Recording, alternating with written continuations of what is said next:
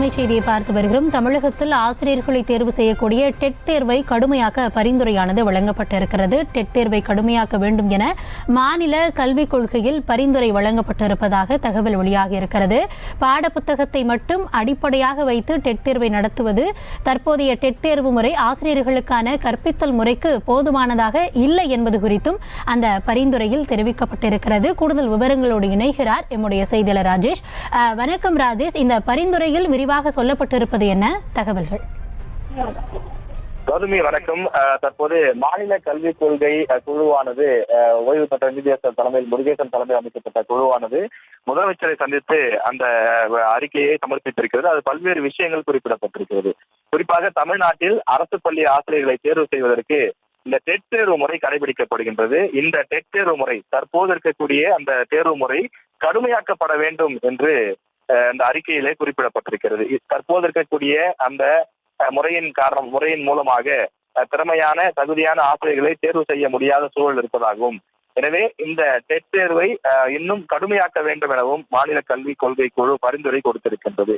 அதாவது இந்த தேர்வு முறையை பொறுத்தவரையிலே வெறும் பாடப்புத்தகத்தை மட்டுமே ஒற்றி கேள்விகள் அமைவதாகவும், பாடப்புத்தகத்தை மனப்பாடம் செய்தாலே டெட் தேர்வில் வெற்றி பெற்று விடலாம் என்ற நிலைதான் இருப்பதாக குறிப்பிடுகிறார்கள். ஆனால் அதன் மூலமாக, அதாவது டெட் தேர்வில் வெற்றி பெறுவதன் மூலமாக மாணவர்களுக்கு கல்வியை கற்பிக்கக்கூடிய முறை அவர்களிடம் போதுமானதாக இல்லை என்று தெரிய வருவதாக குறிப்பிட்டிருக்கிறார்கள். எனவே கற்பிக்கும் திறனை வெளிப்படுத்தக்கூடிய வகையிலான தேர்வு முறை வேண்டும். என்னென்ன விஷயங்களை எல்லாம் அவர்கள் இந்த தேர்வு முறைகளுக்குள் கொண்டு வந்தால் மாணவர்களுக்கு டீச்சிங் இஸ் ஆர்ட் என்று குறிப்பிடுவார்கள், அது போன்று ஒரு முறை கொண்டு வர வேண்டும் என்று குறிப்பிட்டிருக்கிறார்கள். குறிப்பாக அந்த ஆசிரியர்கள் பாடத்தை தாண்டி உள்ளூர் சூழல், சாதி மத ரீதியிலான பாகுபாடுகள் பற்றிய புரிதலோடு இருக்க வேண்டும்.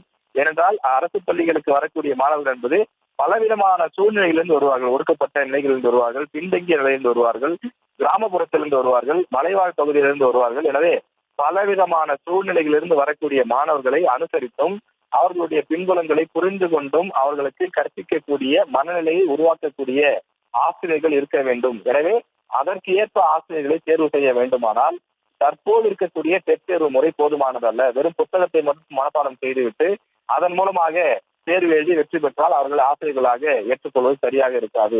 எனவே கற்பித்தல் முறையை ஊக்குவிக்கக்கூடிய வகையிலான டெட் தேர்வு முறையை கொண்டு வர வேண்டும், இந்த முறையை இன்னும் பலப்படுத்த வேண்டும் என்று இந்த குழு பரிந்துரை கொடுத்துள்ளது.